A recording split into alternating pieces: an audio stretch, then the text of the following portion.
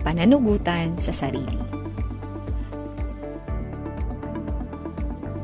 Ang pananagutan sa sarili ay isang mahalagang katangian na nagbibigay daan sa isang tao upang maging masaya, produktibo at matagumpay sa buhay. Ito ay ang pagkilala sa mga desisyon at kilos na ating ginagawa at ang pagtanggap ng mga kahihinatnan nito, mabuti man o masama. Bakit nga ba mahalaga ang pananagutan sa sarili? Una, kailangan ito upang paunlarin ang ating sarili. Ikalawa, nagiging mas malakas at malalim ang ating relasyon, lalo na sa pamilya at sa ibang tao.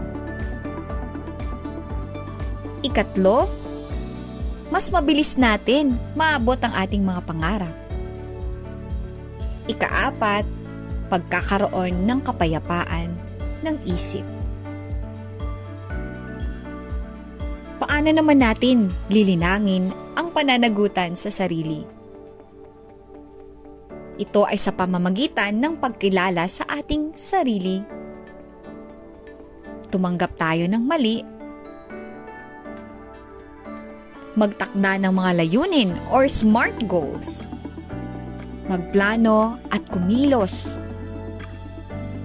maging responsable sa ating oras.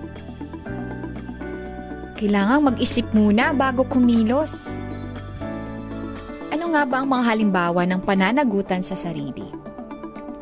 Ito ay ang pag-aaral ng mabuti at paggawa ng mga takdang aralin, sisikap sa trabaho at pagiging responsable sa mga gawain, pagiging tapat at mapagkakatiwalaan sa mga kaibigan at pamilya, pag-aalaga ng sarili sa pamamagitan ng tamang pagkain, ehersisyo at sapat na pahinga, pagpaplano ng budget at pag-iwas sa utang. Ang pananagutan sa sarili ay isang tuloy-tuloy na proseso na nangangailangan ng pagsisikap upang magdulot ito ng positibong pagbabago.